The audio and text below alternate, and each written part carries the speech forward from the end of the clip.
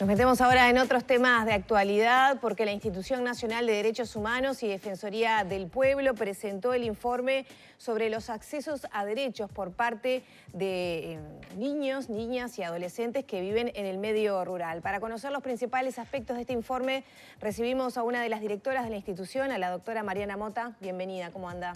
Bien, muchas gracias por invitarnos.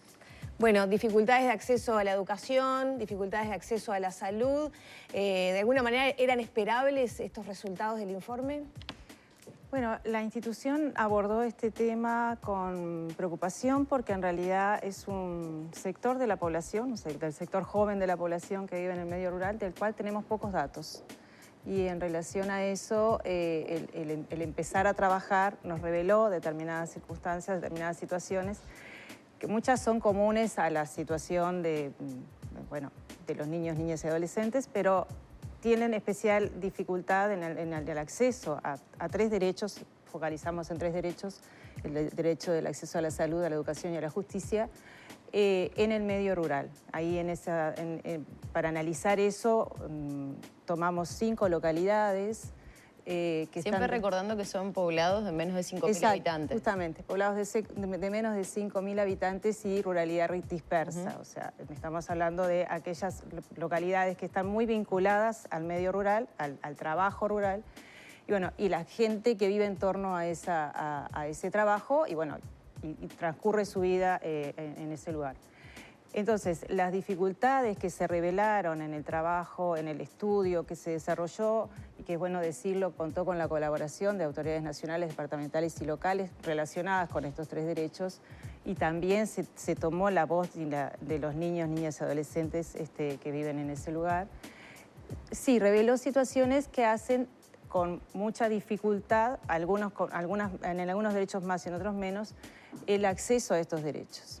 ¿Cuáles son los que tienen más dificultad de acceso, digamos? En realidad es matizado, digamos, ¿no? Sí, debe depender la edad, de la distancia. Depende de muchas cosas, de la edad, la distancia es una variable que dificulta en los tres derechos, claramente. Estamos hablando de que los servicios están o en las capitales departamentales o a veces ni siquiera ahí, por lo menos algunas situaciones, por ejemplo, de salud que requieren de la centralidad montevideana, y eso es una dificultad que tenemos en el Uruguay en general, ¿no? Esto de ser muy centralistas, y luego también esa centralidad también se repite en los departamentos. En las capitales es donde se desarrolla en general los servicios, y las personas que viven en las localidades no tienen fácil el acceso. Entonces, en el caso de la salud, por ejemplo, el acceso a especialistas, y focalizando exclusivamente, porque esa fue la idea de hablar de niños, niñas y adolescentes, el acceso a pediatras no es continuo, es periódico, en el mejor de los casos. Especialidades. Y las otras especialidades, por supuesto, con más razón. Por eso estoy hablando directamente de pediatras, que es lo que nosotros consideramos como, el médico general, pero de los niños. Claro, exactamente. Pero después en lo que es el espacio adolescente, o sea, el abordaje de la salud de la edad adolescente, que es bien interesante e importante, esa es ausente. O sea, pasamos desde la pediatría a la adultez. Entonces ahí hay una omisión, una invisibilización de las situaciones de salud adolescente. Bueno, y ahí el abordaje también del embarazo adolescente, la prevención del embarazo adolescente, las situaciones de salud mental. Hace poco estábamos hablando del Día de Prevención del Suicidio, y la incidencia o el aumento de cifras de intento de suicidio con especial situación en la etapa adolescente.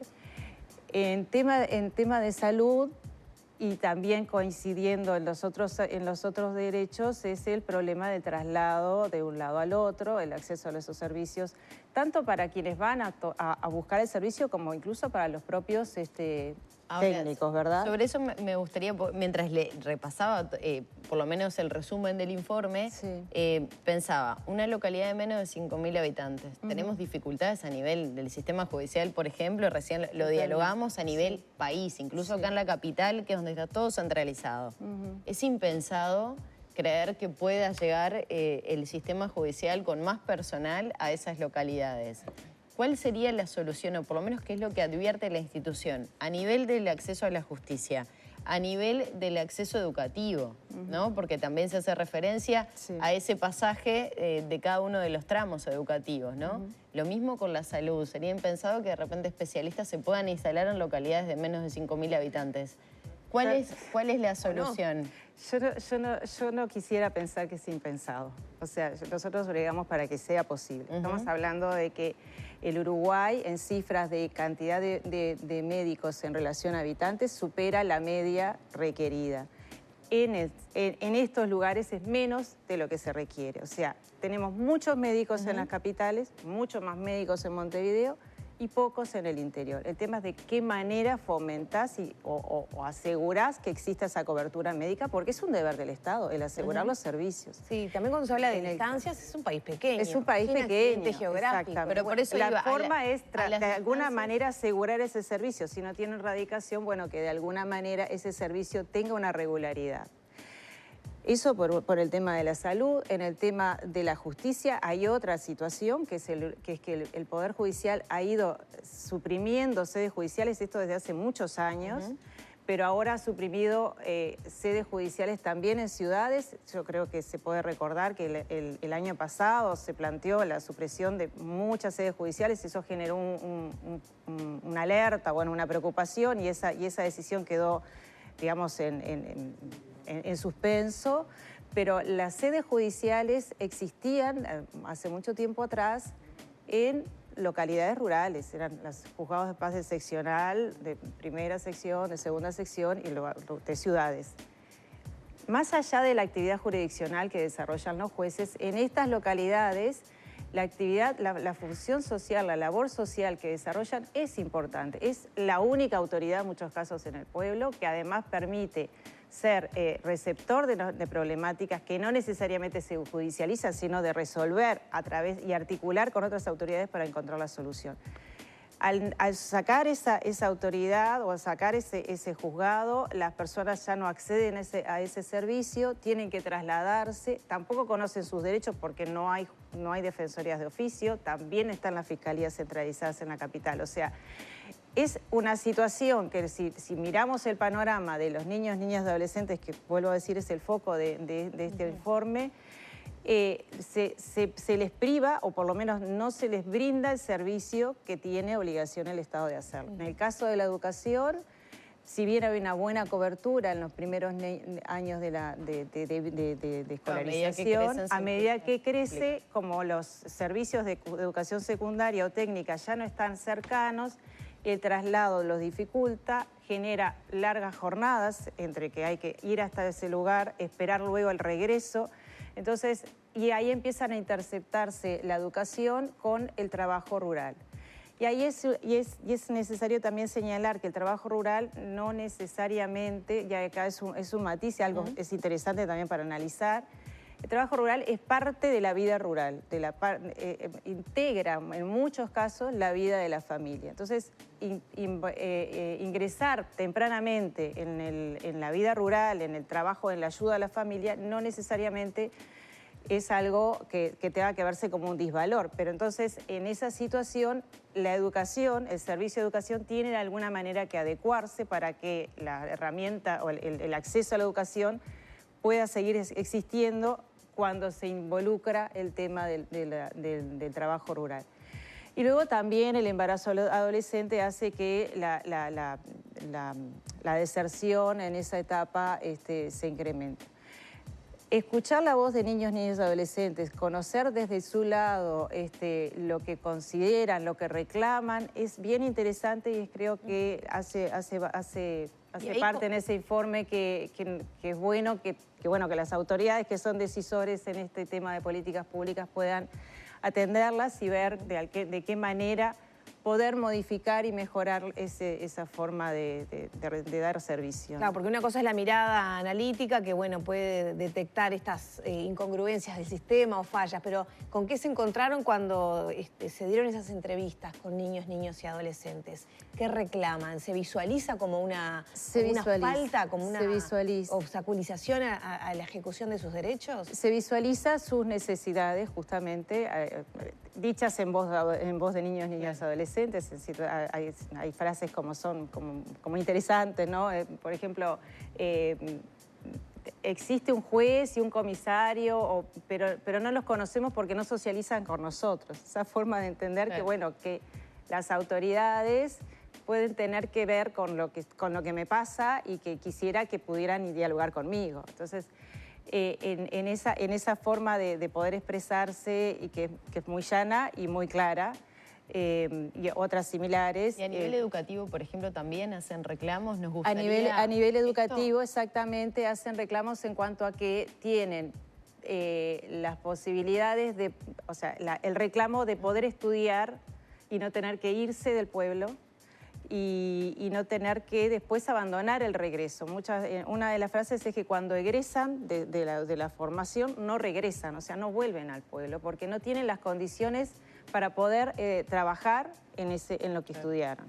O que se les condiciona el tipo de estudio en función al lugar donde viven.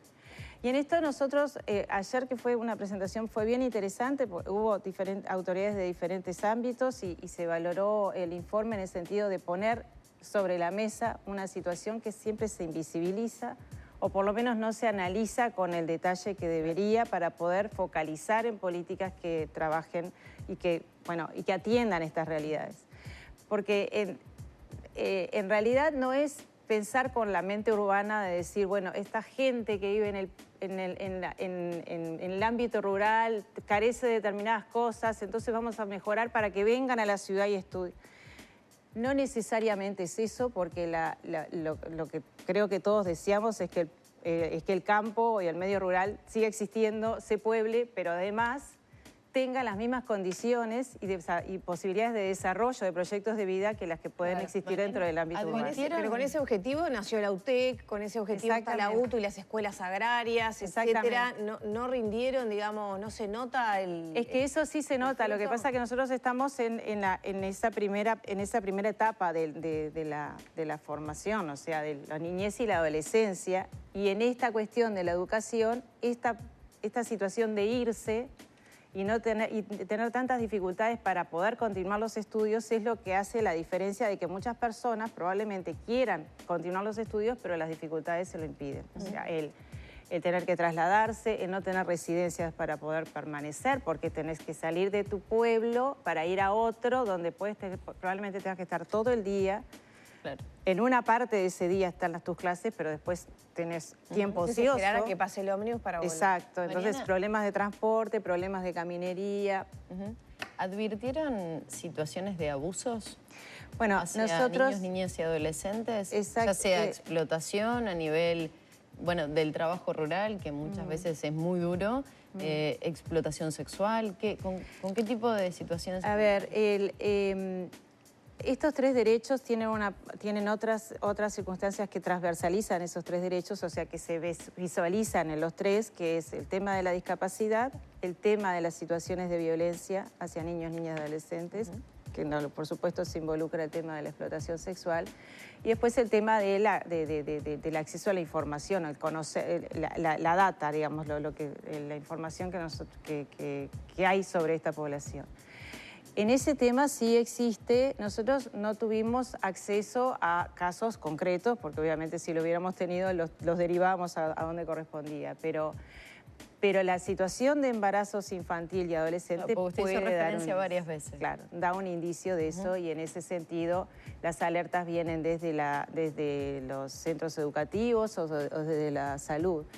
Ahí también hay que hacer especial hincapié en el tema de la salud y también en esos otros ámbitos, la naturalización de estos embarazos a tan temprana edad, porque hay una concepción todavía patrones culturales marcados donde las situaciones o los roles de las mujeres y de los hombres son diferentes, y la naturalización de que el embarazo o el rol de madre empiece tempranamente, porque a veces es esa el único proyecto de vida, y esto se ensambla con lo que estábamos hablando de educación. Claro, si no tengo acceso a otras opciones, capaz que no las manejo, ¿no? No las conozco.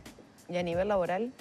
Y a nivel laboral, muchas veces los tipos de trabajo precario es lo que predomina, y entonces en la medida que no puedas salir de esa lógica de poder lograr una mejor formación o bueno, en definitiva, de llegar a mejores preparaciones, termina siendo esa la forma de trabajo. Y también el trabajo desde temprana edad. Por eso hoy lo hacía el matiz, porque el trabajo en temprana edad no necesariamente se considera como un trabajo de explotación laboral infantil, o sea, ahí hay que considerar el trabajo del campo, muchas hay que hacer veces colaborar los niños. ¿Qué pasa con la discapacidad, ¿no? Que también atraviesa todas estas categorías que tú mencionabas? Con la discapacidad son diferentes temas, ¿no? Primero, la detección precoz, que permitiría muchas veces resolver discapacidades que son, bueno, que se pueden resolver desde temprana edad, o que pueden de alguna manera mitigarse o abordarse de forma temprana. Y luego los tipos de atención, y ahí volvemos al tema de la medicina especializada o técnicos especializados, no están al alcance.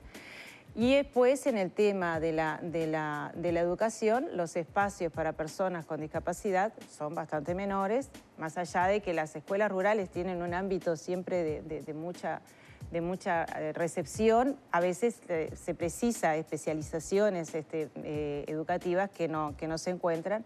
Y finalmente encontramos una ausencia grande en el tema justicia. No sabemos si esos casos no llegan a ser revelados o terminan...